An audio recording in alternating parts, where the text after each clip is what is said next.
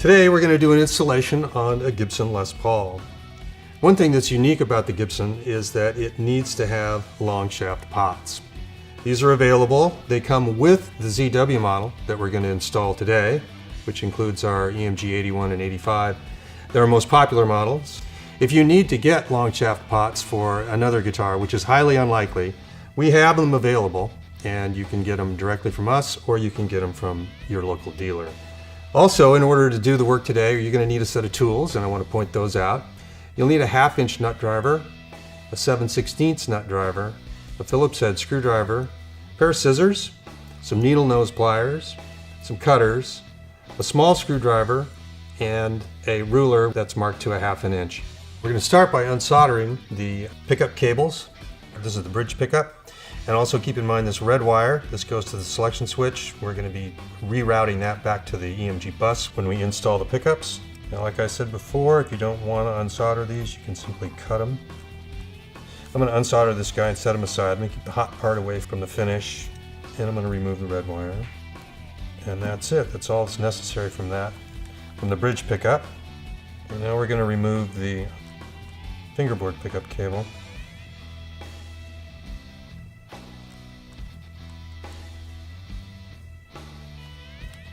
Now the only 4 wires that are left to disconnect are the selection switch. I'm just going to go ahead and start removing those right now.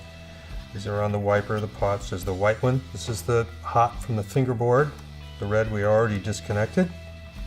The green has come disconnected, which is actually the ground out of the selection switch. Gibson often changes the colors. Don't depend on color as far as color code goes. I know for a fact that they tend to use red for the bridge, white for the fingerboard pickup, but sometimes the green wire and the black wire can be interchanged. One of the most important wires we're going to remove is the string ground wire. This wire is used in guitars that have passive pickups installed, so the strings can be used as a shield for the pickups. EMG pickups don't require string grounding, so this wire is going to be not used ever again as far as this guitar is concerned. Now you can either remove it or you can set it aside. It's not a huge deal, but again, since EMG pickups don't require string grounding, this is a wire that we will not be reconnecting. Okay, and the last thing we're going to do is remove the output jack, and use your 1/2-inch nut driver for this. Just pull it out. Set it there, and it's going to come out complete with the whole control plate.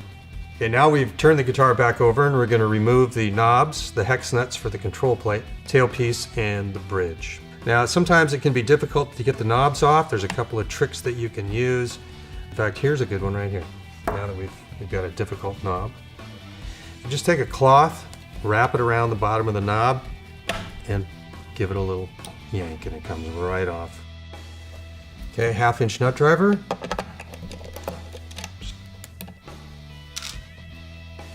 And the last one. There goes the control plate. Okay, now we're just going to cut the strings off. I've loosened them so they don't snap back. And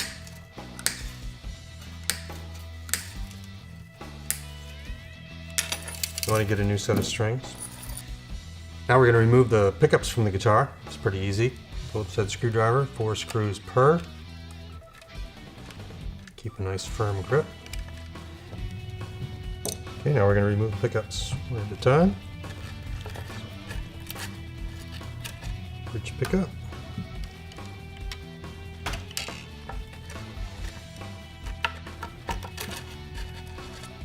We don't need to open the switch compartment except to confirm the colors of the wires, the red, the white, the black, and the green wires.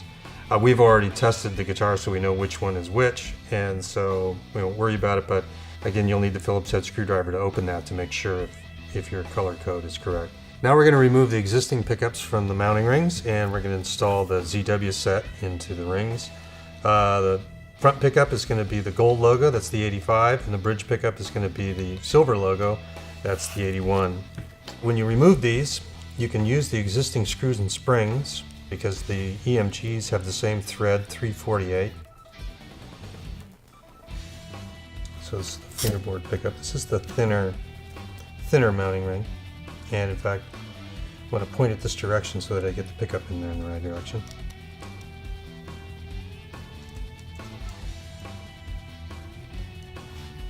Okay.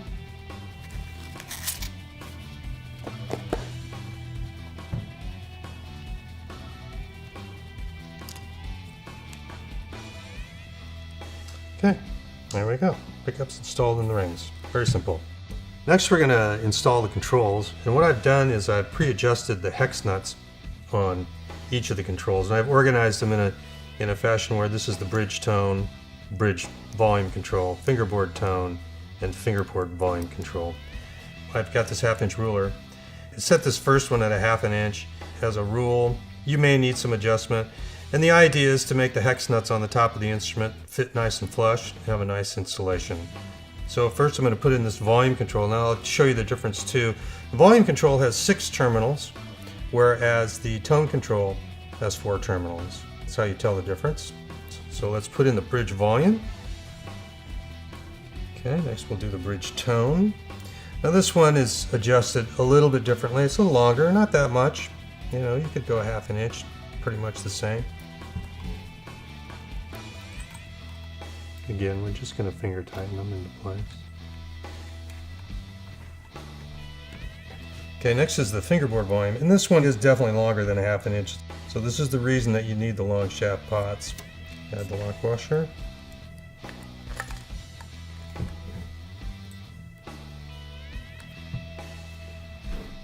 And the last control, this one's definitely, the hex nut is bottomed out, and it's down there pretty far.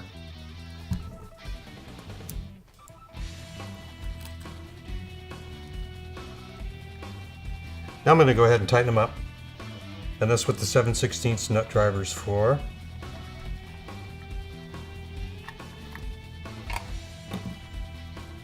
There we go. Next I want to describe the volume controls and the tone controls. As I mentioned before, the volume controls have 6 terminals. The 2 outside terminals are identical to these 2 outside terminals, so that any installation can be daisy chained or anything like that. So the pickup can actually go in on this pair of pins on the outside, or it can go in on this pair, and it would come out on the wiper, which would be the 2 middle pairs. The tone control, this is a passive tone control. There's actually a multi-layer ceramic capacitor mounted on the back side of this board, and it operates the tone control. So all in all, it's a very simple way to do it. Next is a description of the pickup selection bus. And this consists of 3 different elements. This red section is for power, so you plug the battery into one of these terminals, doesn't matter which one, and the pickup red wires will plug as well into that bus. That supplies power to the pickups. If you have an additional EMG accessory, you would just simply plug the red wire into here and it will power it all up. This black section is the in-out section for the pickups and also for the output jack. So the bridge pickups are going to end up going here, the neck pickup is on these 2 pair of pins, and the output is on these 2 pair of pins. This is the terminal block, and these 3 terminals here, the reason they're green is because they are the hot terminals for the selection switch. The bridge pickup wire to the selection switch is going to end up going in here. The neck pickup is here, and the output from the switch is here, and these are 2 grounds that are available. So you could have other ground wires coming from other locations in the instrument, and you would just simply put them in here. Okay, these wires here, and these are very easy to install. And since we're wiring the tone control, we're going to go from the outside terminals here. Just put that guy on there. We're going to push him out of the way. And then we're going to the tone control. And this can go to either pair of terminals on the tone control, it doesn't matter. I'm putting it on the outside just for convenience sake. Like I said, these 2 terminals here are the same as these 2 terminals, so these could actually, you could plug the tone control in over here if you want to. Now we're going to do the fingerboard tone control.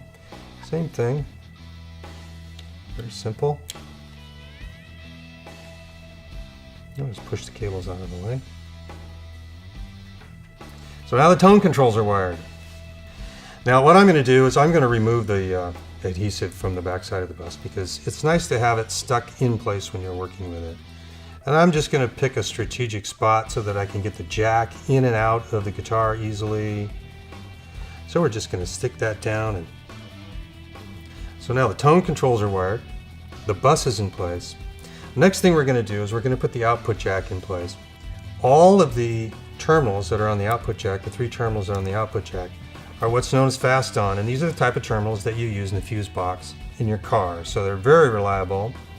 It's very easy to attach the output cable to it. Ground is the center terminal. I think you can probably see that, Pete. The signal terminal is going to be the one that's directly opposite. This is the tip. It has the tallest spring on it. You can see there.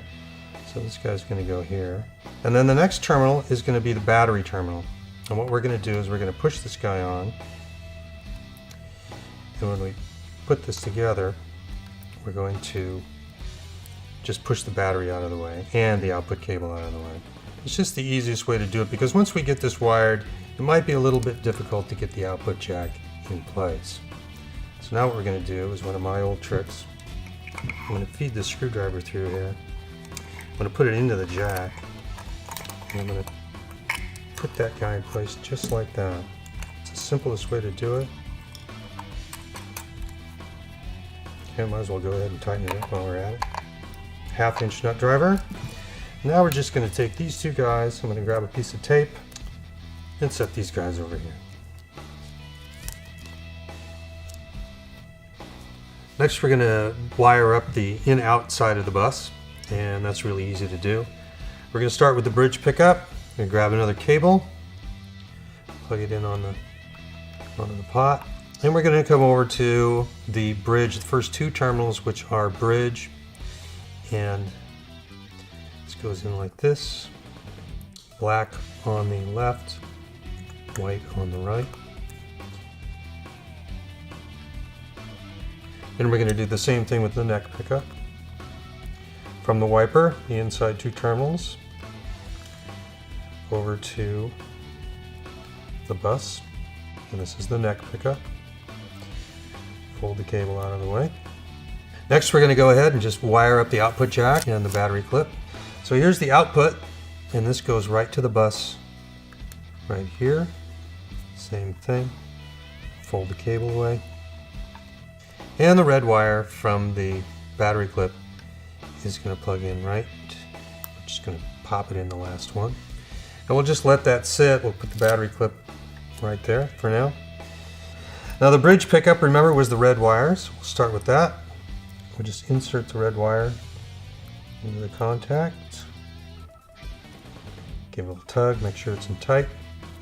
The neck pickup was the white wire.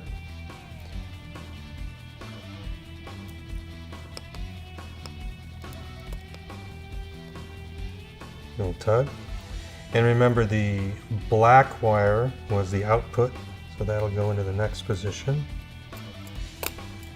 Now remember, Gibson doesn't always use the same color code. I don't know why. The next one is the green wire, which is ground. And there we go, everything's in nice and tight. The next step in the installation, we're going to put in the pickup cables. And you can see there's one is black and one is white. The black one is for the bridge, and the white one is for the fingerboard pickup. Now the opening in this guitar is really large, and so we're going to take advantage of that. And we're going to put the 2 cables in this way. Now if you've got a Les Paul that's got a smaller opening, it's got holes drilled in it or whatever, what you would do would be to put one of these guys through the hole. And you'd have to come from the pickup direction as opposed to going this way. And you'd just go ahead and push this guy through and then follow up with this guy. That way you can get everything through the hole. But in this case, Gibson's being very nice to us, and they're putting a nice big hole in here. So what we're going to do is we're going to route these guys in. I'm going to set this guy aside. This is the bridge. Remember, this is black. And so this is going to plug right onto the bridge volume control. And we're going to route that guy that direction. And this is the red wire from the bridge pickup. And we're going to plug that onto the power bus, just like that. We're going to do the same thing with the fingerboard pickup. We're going to plug it onto the volume control here, the fingerboard volume control. Just like that. And we're going to take the red wire and we're going to plug it into the red wire power bus. So now we've got a nice clean installation in the control compartment. The only thing left to do now in the control compartment is to put the battery in, make sure everything's working, and close it up. Well, the pickups are really installed easily. We've got them already mounted in the mounting rings. So cables, as you can see, are routed into the compartments, the black for the bridge, white for the fingerboard.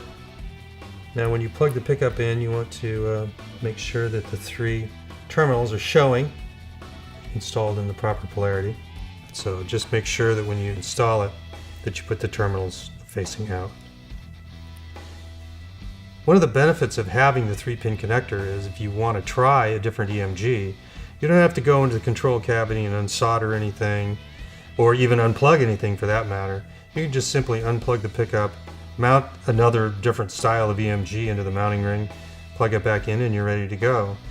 So everything's finished, we're ready, we've got the pickups installed, we're going to install a battery. And I'm just going to tape it in place real quick just to hold it. Plug it in. Turn the volume up a little bit. Okay, we got the pickup in the both pickup position.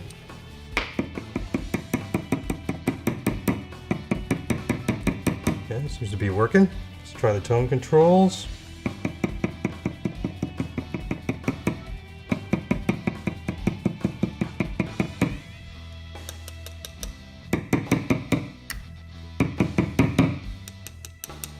Okay, everything seems to be working great. Normally I would use just the battery piece of foam that we have, but I have the luxury of having quite a bit of packaging foam around, so I like to cover the control compartment with a piece of foam and also use the battery foam to keep the battery in.